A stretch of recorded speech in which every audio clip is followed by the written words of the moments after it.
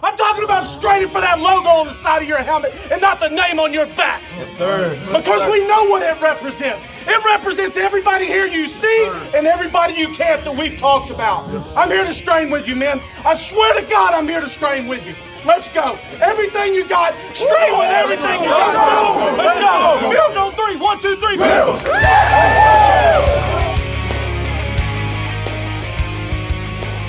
You're listening to the Off Tackle with John Fina show with your host, Joe Miller.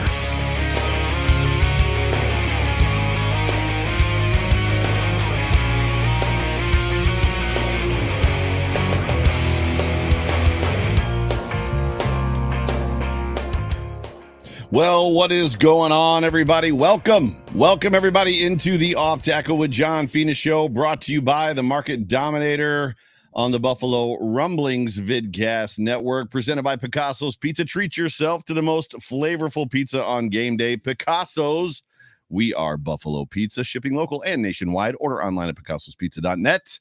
I'm the host of the Off Tackle with John Fina show. My name is Joe Miller. You can find me on Twitter, Joe Miller Wired, and sitting beside me is the star of this show, offensive tackle for the Buffalo Bills for 10 years, Mr. John Fina himself. John, how you doing?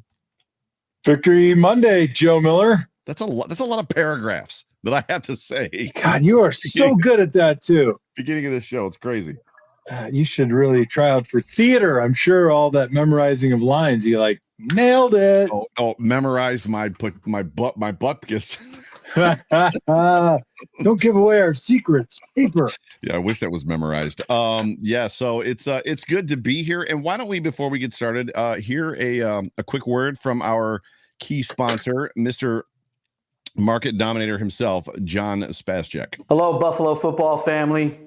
I want to say thank you for tuning in to one of the greatest podcasts we have going today, John Fina Show, hosted by Joe Miller. Yes. These are my good friends, and I really appreciate the way that they attack the podcast. They connect with you as a fan. They break the game down with excellence. They teach, they educate, and they bring fun to the table for us to experience a little bit more of our favorite Buffalo football team. So, folks, this is what we do in real estate as the Market Dominator and the Market Dominator's team. We bring to you not only fun, but we seek to educate, to advocate, to negotiate, and to dominate in this competitive market. So if you want to win the way our team is winning, you reach out to me directly and I'll respond. 716-570-3298. Let's go, Buffalo. Let's go, Bills. That's the Market Dominator, everybody. If you're looking to buy or sell a home, please do us a favor. Give John a call, 716-570-3298. Let him know that John Fina sent you. That's you. That's me. That's you. You bet. I'm sending to the Market Dominator. I love this ad, right? You know, the first couple, super high energy. And then this one, he's in the chair. He's imparting wisdom, like Joe Miller on the Overreaction podcast. Preach, bro. Unlike myself at the Lunacy Off Tackle podcast. I love it. He's great. I love it. I really do. We have, it looks like we might have some, spam bots? Are we getting, are those the Russians? Hey, do I have to log in to comment? Because I never comment. Yes, if you log in, yes, into YouTube, you can then comment with the chatters that are in the room. Sure. So I don't know if this let me block them or not, but I'm trying to. User was blocked. So yeah, so they won't be back anytime soon. Doesn't that increase our metrics? Yeah. I don't even know that they were trying to like be off, but I blocked them anyway, so they're gone. It is what it is. So good stuff to talk about. The Buffalo Bills' second meaningless preseason game is in the books. And I want to be honest just for a second. Not that I lie all the time. I mean, I lie sometimes, but not all the time. I'm just going to ask you, and you were not prepared for this question. Is this the best team in football? I'm rewatching the game today after work, and I'm just like, this has got to be the best team. I mean, you're talking about a preseason game where it was a total team win. there wasn't really any. I mean, Blackshear stood out, but it wasn't like last week where it was Balin Spector and it was this guy and it was that guy and Isaiah Hodgins had a great game. This game, it was just all of us combined outside of the first defensive play, like first defensive series by the Bills starting defense. Outside of that, this game was almost perfect. And before you answer that question, is this the best team in football? All of my life growing up, I've known one thing. The best team in preseason is usually one of the worst teams in football. And I don't know if it's because they're game planning, trying to get used to what they're going to be doing during the season, where teams like your team, you guys would just go out there and be like, well, we know what we're going to do, so we're just going to off script it and go straight down the field and then get off the field.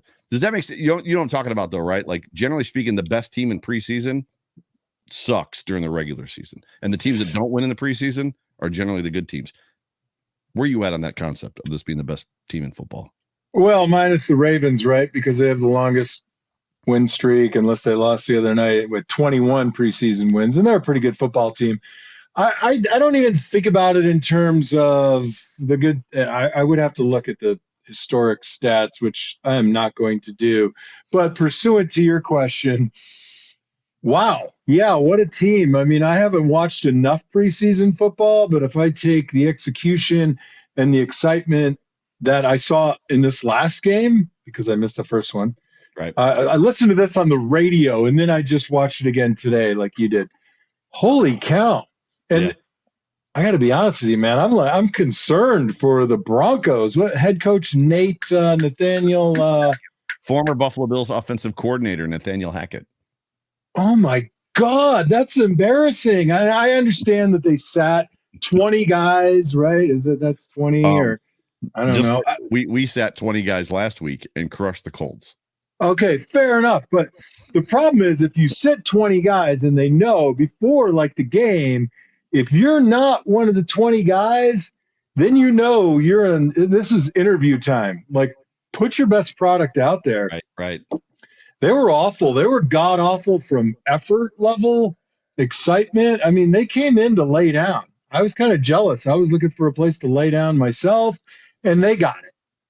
Yeah. But, yeah, that one didn't go over well for you. I thought it was really funny, but. No, they're terrible. Look, our team is. I was formulating my next question. I apologize. Oh, you don't even listen to the answers anymore? Holy cow! You're the worst. My job as the host is to keep this damn show going. Okay, is it the best football team that you've ever seen? That's what scares me. So, I mean, we're clearly on the thoughts of the game portion early. So we got here quick, which is fine because this was a great game to watch and it was a great game to pay attention to.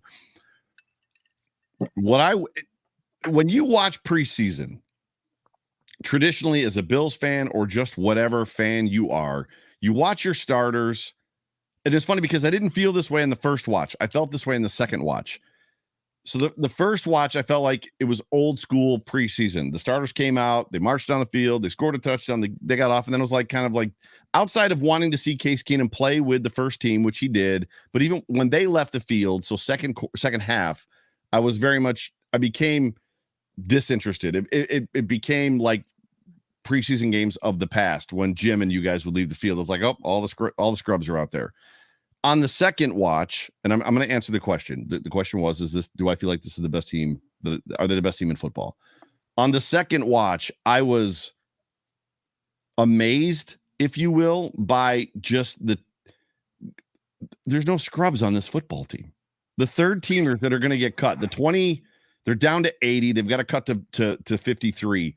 The 27 guys that are going to get cut from this football team are either really good football players or they've just bought into what they're coaching and what they're teaching here, that they are running, like they're hustling to every play. The defense was astounding. The offense was good. It just, I think they're the best team in football. As much as I'm nervous about the juggernaut that is the AFC with Kansas City, with Denver, with Russell Wilson, obviously, the Raiders, the Colts, who else is out there in the North? Deshaun Watson and the Browns, the Ravens. I mean, the Bengals who went to the Super Bowl. Pittsburgh will always play you tough. Yeah. There's 10 teams in the AFC, basically. Right. And so, I mean, even with that, I feel like this 2022 team right now, and if you ask me this week 4, I could be like, I was totally wrong. Right now, I feel like this could go down as one of the most complete teams in NFL history if they win the Super Bowl.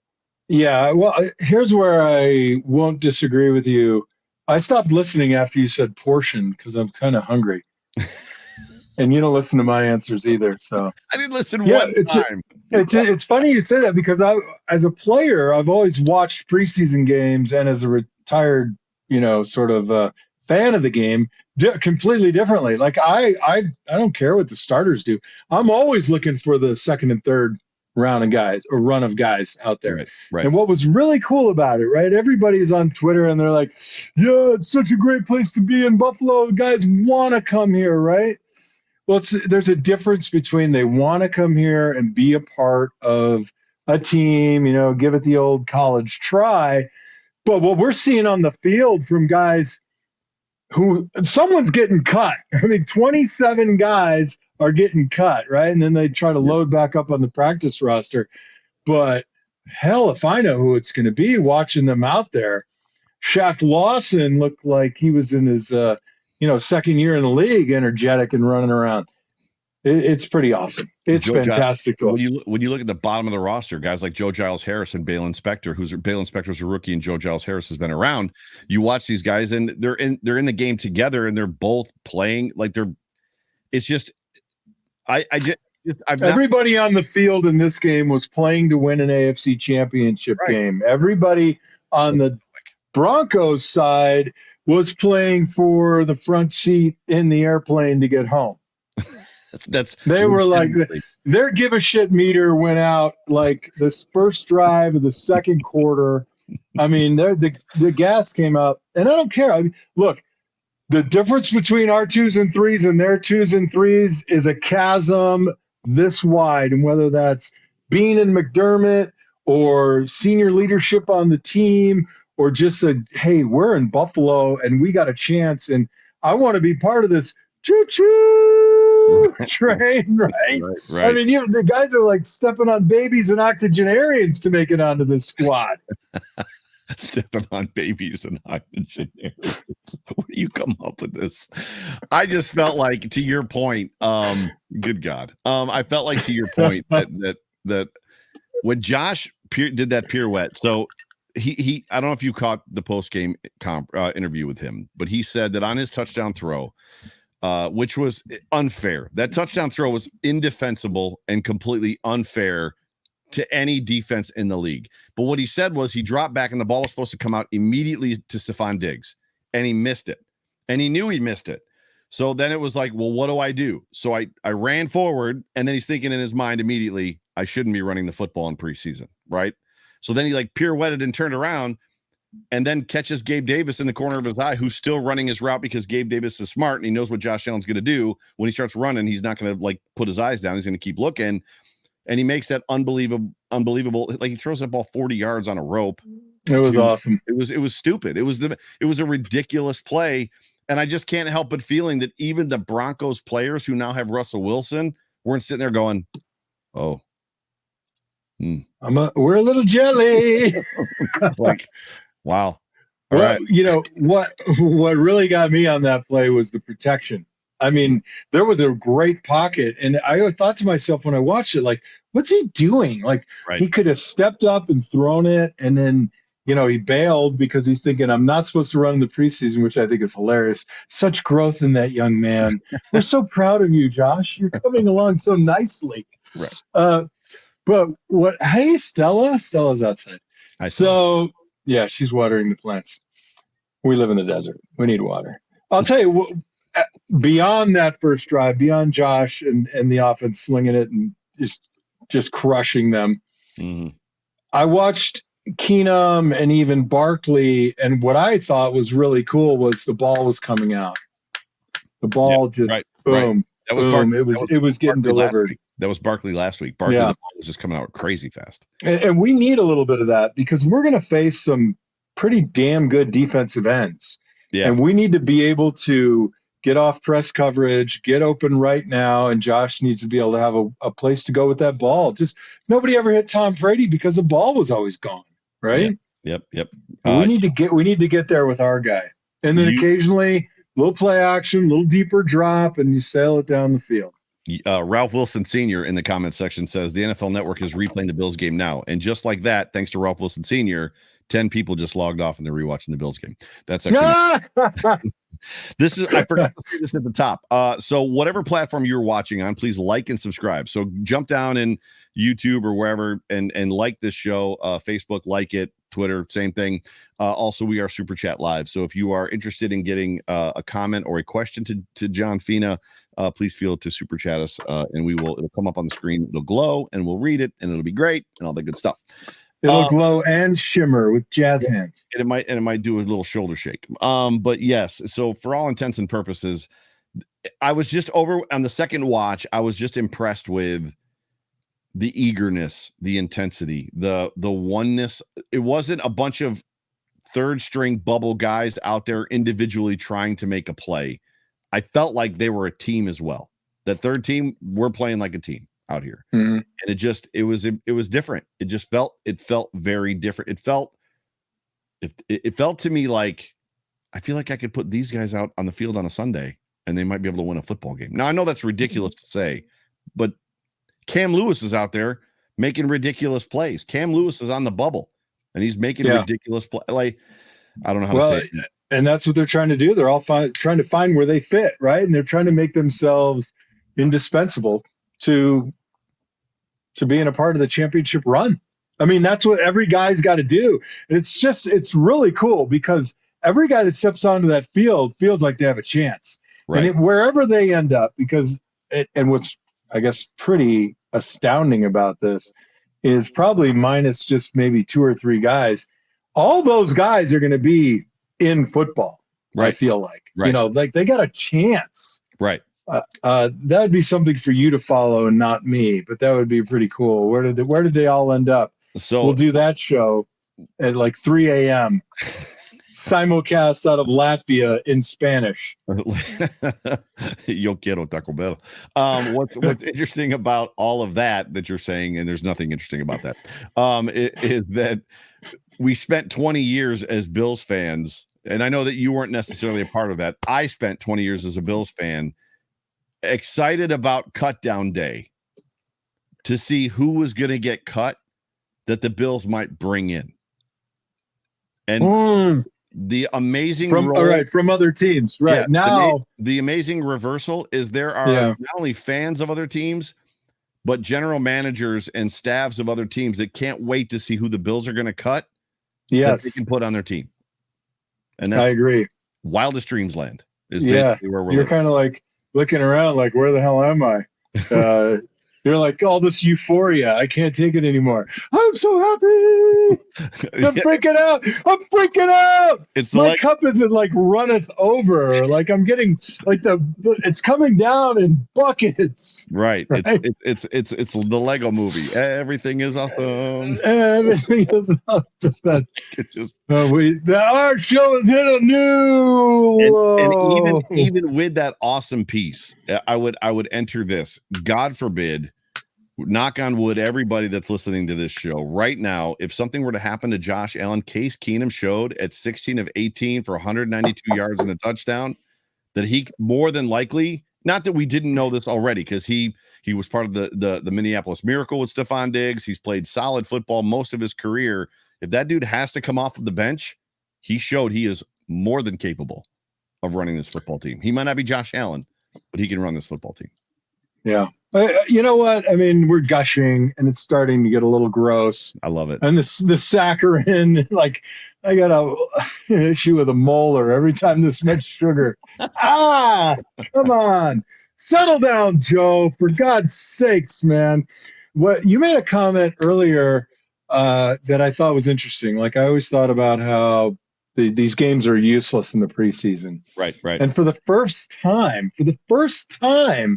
I feel like they're not, because there's such a minimum.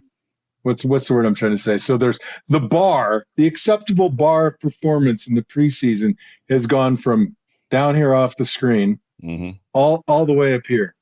And it's a cool thing to see. Whereas in the past, you might not get guys you got guys who look like the Broncos looked yesterday. I mean, those guys are fighting for a job, and they looked out man, they looked out gunned, they looked out thunk, they looked out totally out of place. Versus, to bring context, versus our second and third stringers playing against the Colts first, starting offense and defense last week. They did not, it did not look to them like the game was too big. Oh, well, we're out here against Matt Ryan, and granted, Jonathan Taylor did not play, but Michael Pittman was out there, and Michael Pittman is an all-pro wide receiver. I mean, he's that dude. He's a phenomenal player. Yeah. And Matt Ryan is no slouch. Matt Ryan is probably going to go to the Hall of Fame, and that doesn't mean that he's at the end of his career, but he's still a quality quarterback. He is like a month shy of 50 years old, isn't he? He is nowhere. He is a spring chicken compared to Tom Brady. But you would talk. What are you drinking, by the way? I'm drinking Bullet. And by the way, Bullet, I think, has become my favorite bourbon. I think this is Bullet, only because someone gave me a gallon, like 4 gallons of it at Christmas last year. But I have my awesome glass. You see this one? Bill's Mafia with the F on it. Where'd you get that? It was a gift.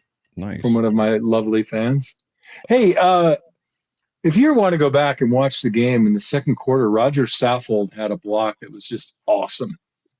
And it was really cool because it was in that mind, and we were saying the games that don't matter, but it really mattered to that guy, right? Coming back, he was out for whatever reason it was, and he came off an A block on the inside and went after that linebacker. It was fantastic. And then going back, Epinesa had some really nice hand moves. Right, some slap moves, and he was exploding up into it and using a double wipe, if you will. Yep. There was some really good stuff to watch. Now, I wasn't able to quite focus because of the broadcast on Elam and Benford, but I think both of those guys have to make the team now. How do they not? They're going to. So right?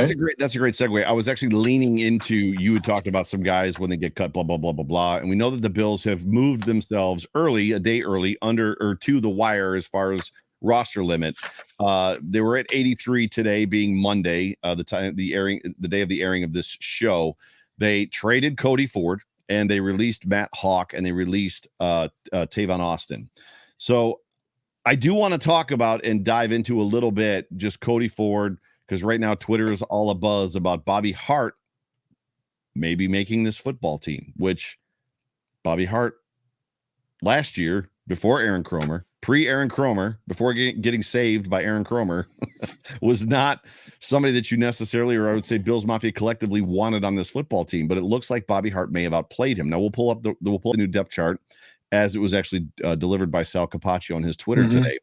The Bills cut Tavon Austin, which is probably, it's kind of a blink. Matt Araiza has won the punting competition. We probably all knew that was going to happen unless he totally came out and could not hold a football, which he did and has been for a while. Matt Haak, great dude. I'm a fan of the man that is Matt Haak. I know him personally and wish him the best. I sent him a message today, just that I was praying for him and keep his chin up, and he's going to land somewhere. It's going to be great.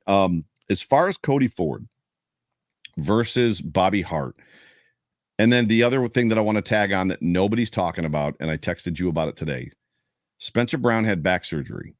So there was this notion, there was this idea, and I'd rather start here. There was this idea that the Bills were kind of like nursing him along because he was recovering from back surgery. So in camp, he wasn't playing much. And when he did kind of get healthy, he wasn't playing. But Spencer Brown played a lot in that football game. And he played with the second team. David Quisenberry has, and it's on the depth chart, has seated himself as the starting right tackle of this football team. What are you seeing from Quisenberry versus Spencer Brown that maybe the Bills brass is thinking? Well, look, Spencer Brown's surgery, first of all, was a minimally invasive, like microdiscectomy. Those are pretty mild. But if he's had nagging pain for a long time, you're still separating muscle tissue. When you go in, you have to make a little hole, and you're doing the surgery through a hole like that. Hopefully that's the way it was done, and they didn't open and everything like that. But there's still there's still a reasonable amount of recovery that goes with that. I mean, you're splitting muscle fibers. Anybody here that's barbecued or cut a steak, that's what you're doing. Right. There's no other way to get in there. So I think that, and even if I was pretty fair in my, I guess, estimation of Spencer last year, he's got a ways to go. Mm-hmm. I mean, he's a big guy. He does some pretty great things, but he has a couple of technique things that Cromer's going to want to solve. Now, here's the problem. Once you get into the season and you're a starter, your ability to really work on technique just absolutely disintegrates. You just don't have the energy. You might have the energy, but you're sore all the time. Right. Like starting now, you're sore for 17 weeks. That's it. Right. So if you're the number 2 guy, Cromer's probably thinking, I can get this guy even that much healthier, and I can work the hell out of his technique. Yeah. And now, if anybody that's ever had back problems has typically always had problems bending, right? So right. He's got a level of flexibility that I think he should improve, whether he starts doing Pilates or whatever, going to the gym with Joe, downward dog, yoga, whatever. Why did I get entered into this scenario? I just don't know why. Every time you pick me up at the airport, you're wearing yoga pants. It freaks me out. Because yoga pants are in, bro. Like Lululemon. No, I'm all about thank you. So anyway, back to the point. He absolutely can use more time to recover. He absolutely can use more time to get better technique-wise. Right. And the beauty of it is Quesenberry has been around longer, and his technique it's better. I will say at this point. And there's nothing wrong with that. I mean, Quesenberry's like an 8-year guy or 9-year guy. I actually called one of his games when he was at San Jose State. So, yeah, I was on the analyst team. Is there an analyst voice? Oh, there is. That's required. That's David Quesenberry. I remember being on the field and watching him play, and then I was like, I think this guy's got a shot. You got to do the Bob Eubanks voice. David Quesenberry out there playing left tackle. David Quesenberry out there playing at right tackle in front of Spencer Brown. Spencer Brown, though, a very high prospect for the Buffalo Bills. Dude. Has a little bit of a back problem. Hey, did we miss the super chat? Brandon Bean is great. He cut Matt Haak early, so he has time to catch on with another team. The culture is good from top to bottom. Is that South Dakota? Here we come. I think it's South Bend. They're going to Notre Dame. South Bend, yes. They're going to Notre Dame after this. South Binghamton. Speak to. You're on a team full of stars, and I know that you entered the Bills. You didn't bring up Ford though. You skipped over the Cody Ford thing. We're gonna go there. You take a long way to get there sometimes. No, oh my gosh. If anybody wants to host the John Fina show, let me just DM me. No, I'm just kidding. Guest host, charity fund drive. They got to come over to your house. They do the show in your Lululemon pants in your setup. You have, it's Tommy Boy, or not Tommy Boy, but in the movie Tommy Boy, as they said, you have derailed. I've definitely derailed. So I forgot what the hell was I going to say? Oh, I remember now. So you joined the Buffalo Bills during the third Super Bowl year, didn't play. So you were a non-starter. Then the fourth Super Bowl year, you were a committed starter and started for the rest of the time that you were in Buffalo.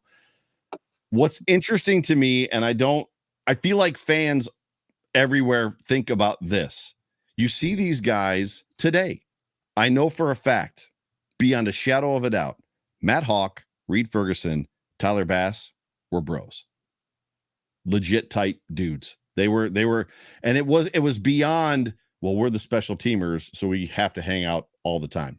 They hung out all the time, like even outside of football. How do you deal with growing up somebody and loving dudes and loving guys and being friends? Isaiah Hodgins or Kumaro. Like they all love Isaiah Hodgins. I know for a fact they do. They all love Jake Kumaro. I've seen the guys around Jake Kumaro outside of football. Same thing with Isaiah. One of these guys is leaving in 2 weeks. Mm-hmm. How do you? Yeah. How do you as a player know that's coming? These are young kids, 23, 24, 25. How is it not firmly cemented in the back? Tremaine Edmonds is getting interviewed during that football game, and all I can think about is he's in his 5th year. He's probably not getting re-signed. How is he not thinking about that? I got to be honest with you, man. I mean, it's just the nature of it. You capitalize, you enjoy, you savor the moments and the relationships when you can. Right. And this team has been fortunate because they're, fortunate by their own effort. That winning makes everything better, makes friendships stronger. Everybody wants to go out and hang out more. It's when you suck that you just kind of like, I don't care if that guy gets hit by a car when he leaves the stadium today, And you're like, yesterday you were like, hey, dude, let's go hang out. And then today, I mean, it's just so, I think they're fortunate in that they can bring that attitude and that sort of approach to wherever they go next. Right. And I'll sort of pose it as here's my experience as a former player. I've talked to you a lot about, and our wonderful viewer and listenership, about how the culture changed in an instant. Yep. When Wade Phillips was gone, right? Yep. And I left there and I went to Arizona, the Cardinals, and it was awful too, right? And there were guys there that I just loved watching play on other teams. And they got there and I was like, wow, everybody's miserable. And it just created we lost games.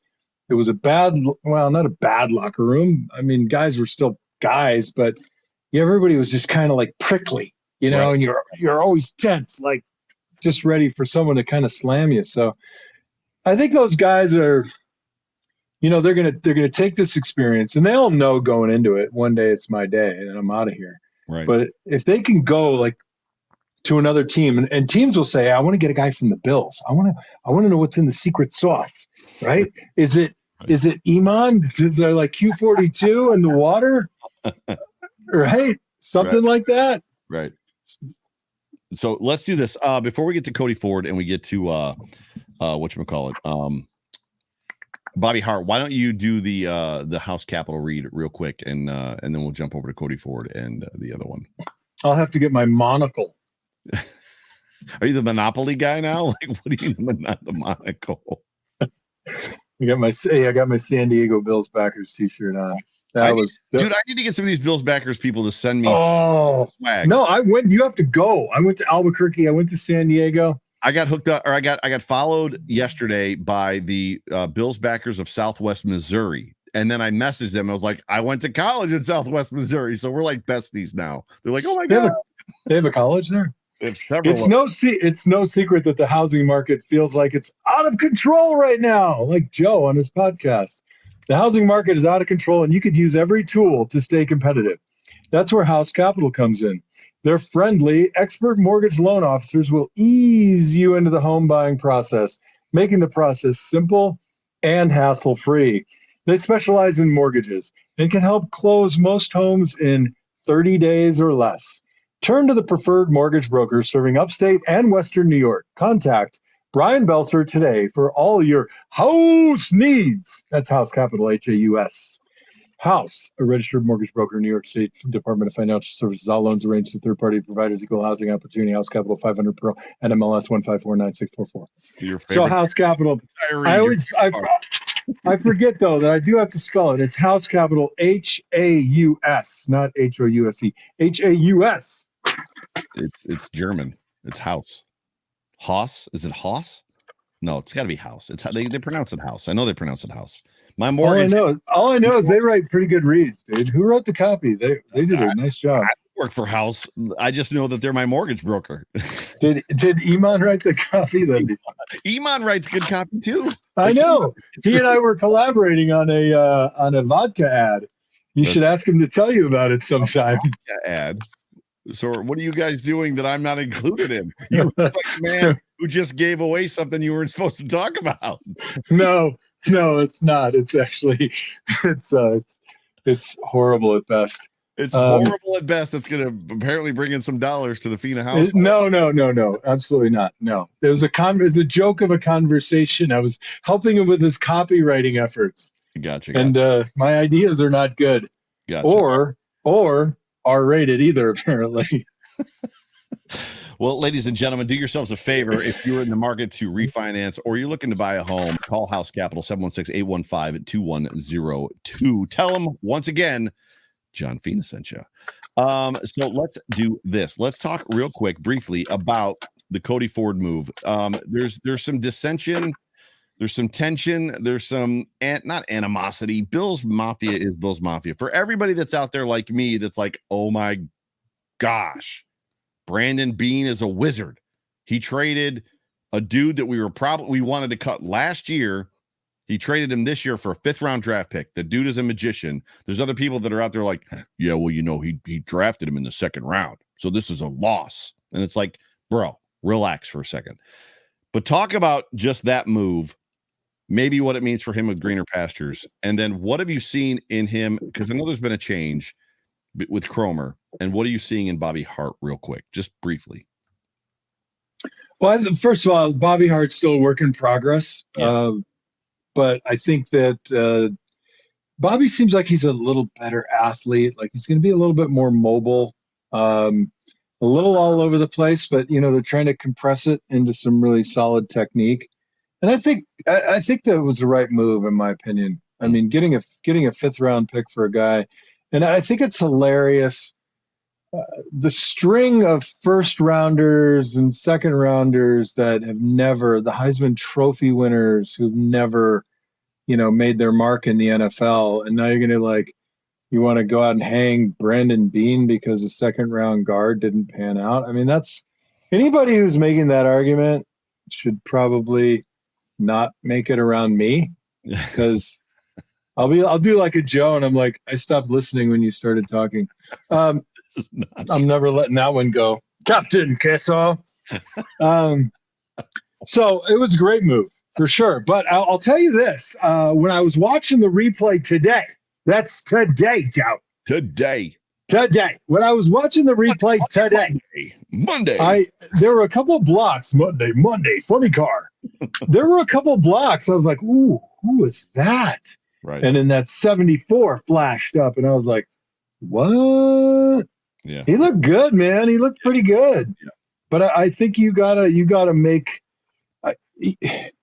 He competed, right? He looks like he's better, but there's a time when you just gotta cut a guy loose, and they want to cut loose from you too. I think you need a fresh start. For me, when you cut me for I don't know, Carl Thoman. Reel it in, bro. Just reel it in. So for me, there's an aspect that I feel like the incorrectness in this whole entire scenario is it's a 1-for-1. We have traded Cody Ford because Bobby Hart is going to make the roster. And I don't think that's accurate. And the reason I don't think that's not accurate. Right. This offense, who's drawing?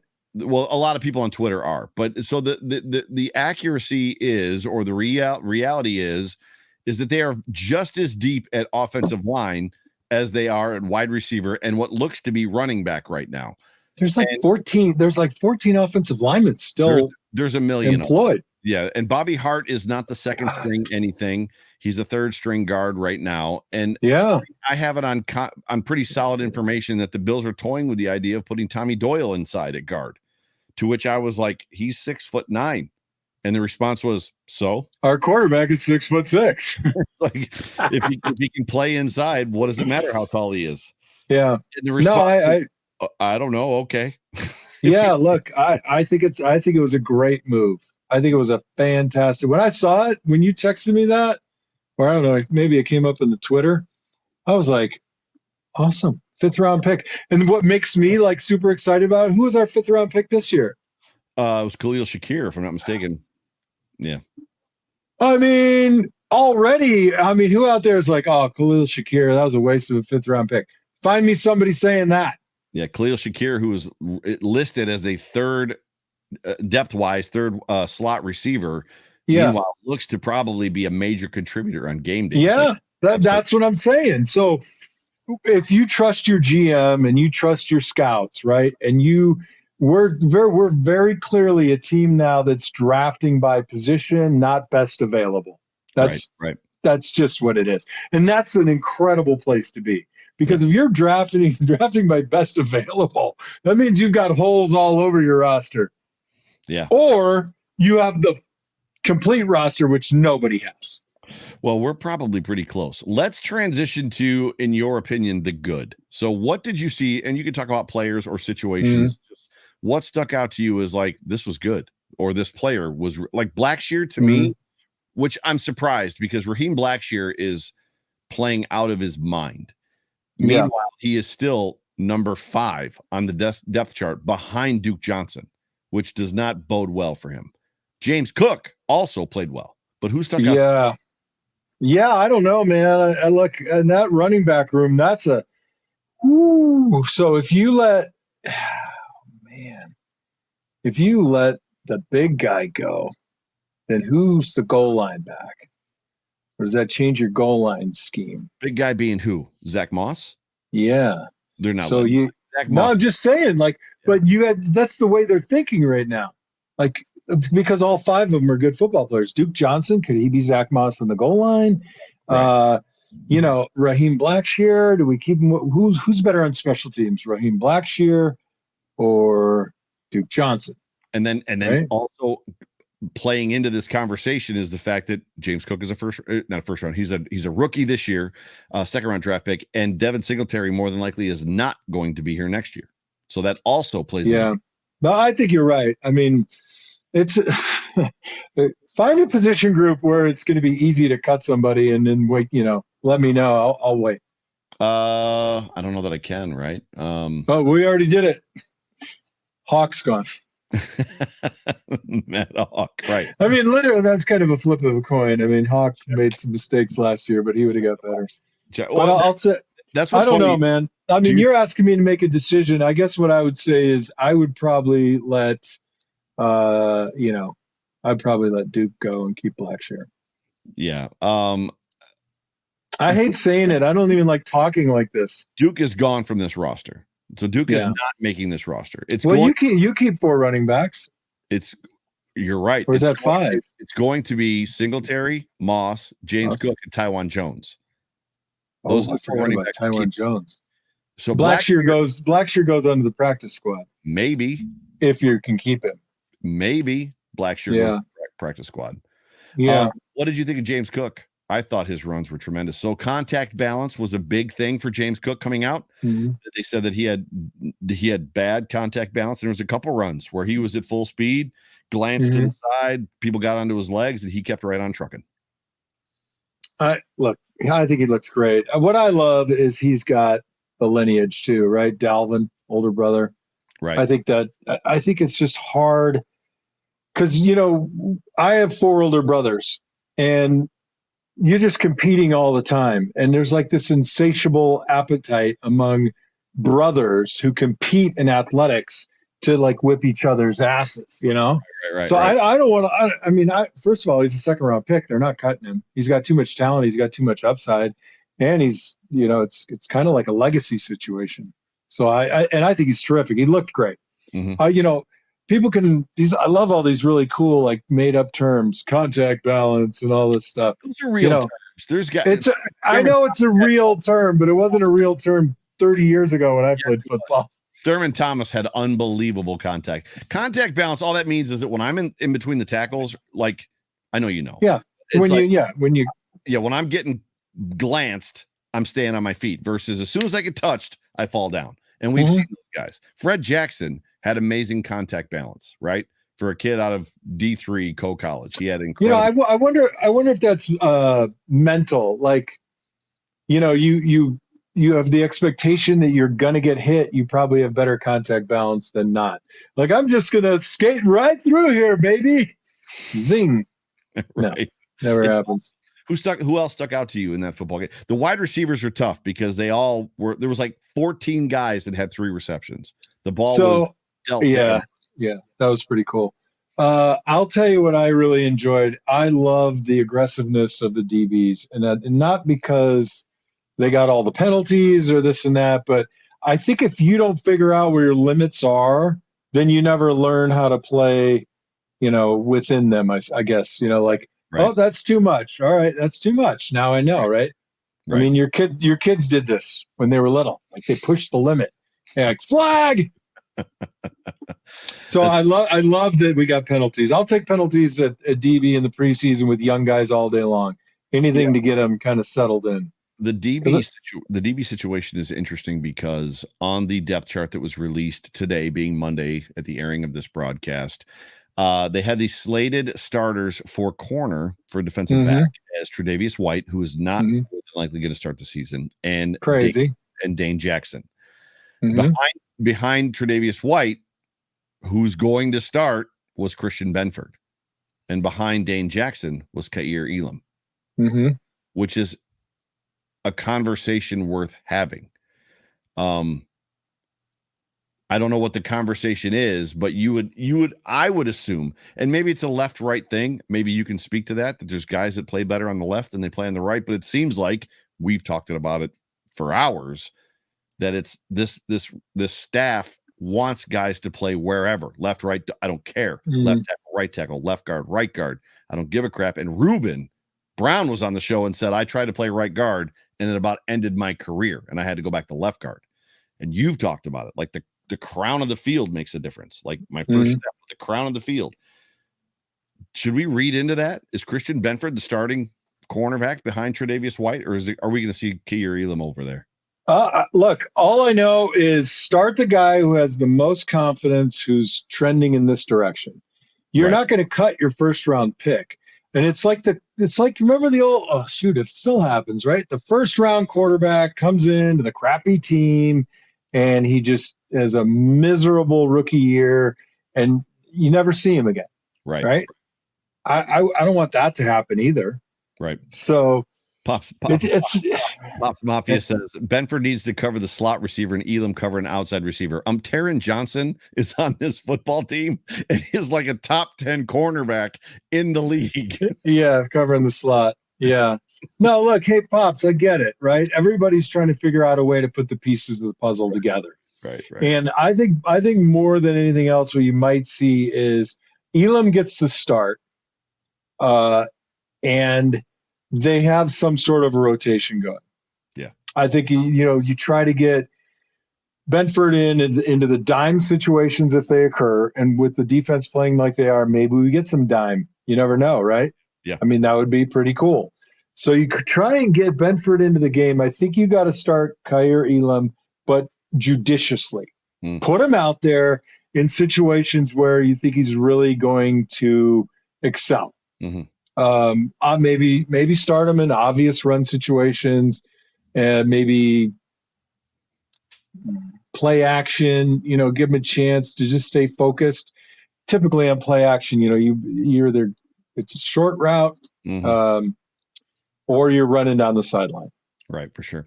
Why don't we hear from our last sponsor for this episode, Q42 and Eman, who is the E-Man. We should call him E-Man. Can we change his name officially to E-Man?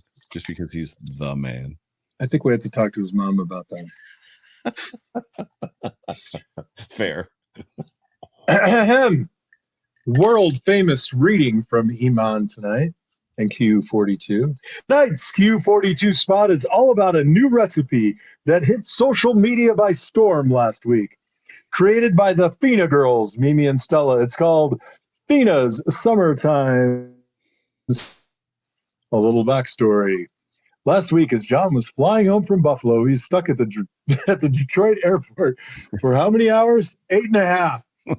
Some say he was there longer than Tom Hanks in the terminal. Maybe. While gallivanting around the airport, tweeting out pictures of his bar napkin doodles, the Fina girls. You were not gallivanting. You were trying to not drunkenly find your way into the women's restroom and get arrested. That was hilarious. The Fina girls patiently waiting for him in Arizona. My girls have never been patient in their entire lives. Put their culinary skills on Twitter display. The recipe from Mimi, cabbage and carrots of your favorites, flaw mix, add mayo, apple cider vinegar, and finally the big kicker, your favorite barbecue sauce, which happens to be Q42's KC barbecue sauce. Mm. And then they cooked up sloppy joes using that same Q42 KC sauce and put it all together on a bun. It had layers of sweet, a little heat, and the perfect amount of tanginess. Mm. They were living their best life without me. Mm. And that's why they're fired. If you want to know more about the recipe, hit up Mimi on Twitter at MimiFina64. Then to make it like they did, get your bottle of Q42 sauce or rub. You know the W's. Q42barbecue.com. Use the code FINASHOW to save 15%. Love it. I used it. We use it in this house. You use it in your house. Okay, so. I got ribs in the oven right now with Q42. I cut them, so I got the barbecue. I got the Carolina mustard on the other half. Nice. They're falling off the bone right now, just like I'll be there in 6 hours. Yeah. I route you through right. So next, I actually was I have a comment, but I'll save it for after the show. Expectations. So our last meaningless preseason football game is Friday against the Carolina Panthers, of which making an announcement right now on the Off Tackle with John Fina show. There will be no overreaction post game show as I will be on my way to Myrtle Beach. So me and my family are going to be on vacation next week, and we're leaving Friday after work, and I'll be driving. So I'll be watching the game in the car safely, driving safely, watching the game in the car. And how are you going to watch it? Are you going to make your wife drive? It's more about listening, right? It's more about it just being on in the background and listening. I mean, it's a preseason. But what are we expecting to see? So what were your expectations? I know it might have been a little different for you guys. The last preseason game of the year was when you guys took the field one time, went down the field in 2.5 minutes, and you were off the field. What are the expectations for this football game for this team? I kind of think you'll see a replay of what we saw in the last game. I mean, I'm sorry to take the easy way out, even though that is my nature. Right. I think that they'd be best served to send them out there for a series. If it goes well, bring them off, depending on the length of the series. I'd like to see 7 or 8 plays, but I guess 5. If you're going to score in 5, fine. Do what you do. Ajay Quadajes, right? Right. So if it doesn't go well, I think you see him for series number 2. But there is generally, I think now maybe I'm wrong. Maybe it's because of social media.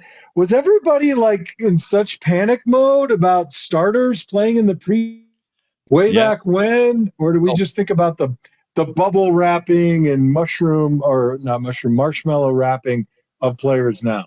I think it's about context. I think it's about understanding, where we were as a team. Back in the day, Bills Mafia was like JP Lossman should play every game in the preseason and play every minute. Trent Edwards should play every game, every minute. EJ Manuel should play every game, every minute. Now it's like we have the best quarterback in the NFL. Maybe we should not put him out there at all. Maybe we should protect him.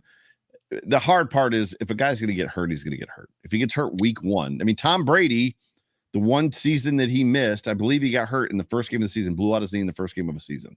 Matt Castle came in. Yeah. They still went to the playoffs, yada, yada, yada. Regardless of any of that, I feel like it's just very contextually speaking. I remember the year that Stephon Diggs came here as a Buffalo. It may have been last year. I think it was last year. Last year, they're coming out of the tunnel and they're announcing the starting offense. Deion Dawkins, Pro Bowler, Stephon Diggs, right? Dawson Knox, Josh Allen. And I looked at my dad and I was like, we have superstars on this football team. Superstars. Yeah, so I get what you're saying. I get where you're going, and I appreciate that perspective. And it makes sense, right? If your guys aren't there, you leave them in longer. Yeah. Look, I'm getting chastised for oven ribs, but I'm gonna tell you, Freddie, I'll take it. Because there's still technique to be had. Ooh, technique. And I was working all day, so he's busting. I know he is. I have one finger for you, and it's going right up my nose right now. It's for you, Freddie. I'm gonna come over and I'm gonna take that booger and I'm gonna wipe it on all your door handles. So Dan Frederick, who is a smoking master, is taking slight offense to the fact that John Fina has put his ribs in the oven, and we would probably say that Dan, you're not wrong. but John Fina feels like he's a technician, which probably goes along with all this football talk that we're doing. Like, is he? John. Apparently, John is leaving. I don't know where John's going, but John has left. So I now have to carry the show. Stella, the coleslaw queen, needs a credit card. Stella with pink hair. Yeah, I know. Say hi to Joe Miller and the Bills Mafia. You know, this is why I played in the NFL, right? And Freddie didn't, because you can't use the same technique for every play, like you were just saying, Joe. Sometimes you got to pull out the oven ribs, baby. And that's what this is. I just never thought in my life I would see John Fina with pink hair. And there it is. John Fina with pink hair sitting on my computer screen. Oh, Stella looks like me, doesn't she? All of your kids look like you, bro. Poor girl. She is beautiful, though. Yeah, I have beautiful daughters. How tall is she? Because I know Mimi's a little bit taller, right? How tall is Stella? No, I think Stella's got an inch on Mimi. Really? I think Stella's 5'7" or something. Oh, gotcha. Meanwhile, the boys are beanstalks, right? Yeah. Gotcha. I texted you a picture of Bruno. Yes. Did you see? Holy cow! He's filling out a little bit. Mimi is taking offense. She is not taller, as per Mimi, than Mimi is. Hey, is that a super chat? Because you're not supposed to read it unless it's a super chat. It was definitely not. Hey, where's the cash money, Mimi? Oh, I wouldn't even talk about the drive. So Mimi and I left Tucson on Thursday. Right. At, God, what time was it? It was, we were supposed to leave at noon. We ended up leaving at 2:00. Mm-hmm. And we drove about 6.5 hours to Van Horn, Texas. And it's 2 hours later, right? So it's really, you get there, it's dark, and you're working all day, and then you get in the car and you drive for 6.5 hours. We just crashed, right? Mm-hmm. And then our big day was going to be on Friday. So we got up at 6 a.m. Actually, I got up at 5:45. We hustled into the car. We were on the road at 6:10, and we drove 8.5 hours. Mm. So we made it to Dallas, and we connected with Alyssa O'Reilly. Yep. Yeah, Alyssa like Milano. Right. And we had a late lunch with her because I had to get out of that car. We drove this little tiny oh my God. We drove the Kia Soul, man. Nice. How'd you fit? The Kia Soul is this color too. It was we call it the blueberry. Was it literally like Police Academy when Bubba Jones ripped out the front seat of the Yugo and then got it and drove it from the back seat? So I told Mimi a week before we left, I was like, I'm going to be in Buffalo. You need to stage a packing of the car because you were trying to get everything you own into the back of a Kia Soul. Right. So they staged it and they had to make some modifications. Anyway, so literally the only space in that car was in the passenger seat and at the wheel. Everything else was packed. Yep. Just every single I get it. Inch. I get it. It was hilarious. So we make it to Dallas. We see Alyssa, take some funny pictures, which everybody saw on Twitter. And then, you're like, oh, I kind of don't want to get back in the car. But we had to make it all the way to Monroe, Louisiana. Mm. So we made it to Monroe, Louisiana and crashed there. And the next day from Monroe to Tallahassee. And I got to say, I'd never really appreciated the Magnolia State because I always, took whatever that is, 55 south all the way down from Memphis to New Orleans, right? Right. Oh, that's not even Mississippi. And yeah, you go through part of Mississippi. Yeah, you go through Mississippi, right? Because the way, yeah. Anyway, we took the back road, not really the back roads, but not the interstate. And I have to say, freaking Mississippi is gorgeous. I bet. And, when I got to the longitude line of where Kent Hull was from, I did cross myself. And Yeah. So I said Bubba Jones. It was Bubba Smith. So I'm correcting Bubba Smith. Yeah. We're gonna end on this. So Pops Mafia asks the final. Wait. Yeah. So we got to Tallahassee, and Mimi's apartment. They told us they were gonna have those big bins, Mm-hmm, mm-hmm. Instead, they had those little fold-out canvas wagons you bring to the park. Mm.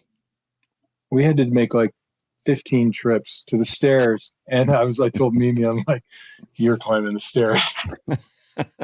She killed it, man. I mean, Yeah. she totally slayed it. She's a great driver too. Well, she's She a did. college athlete. So College yeah, on Friday I had to work, so it's kind of sitting in the passenger seat Yeah. working, and she drove for like, I would say 2/3 of that 11 and a half hours on Wow. Friday.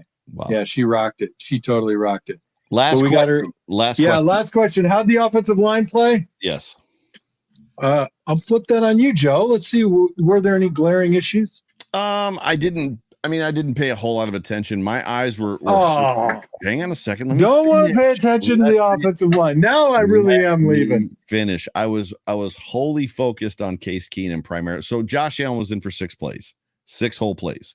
So there wasn't much there to see, and that whole thing was blurred by that ridiculous indefensible throw that he made to Gabe Davis in the end zone.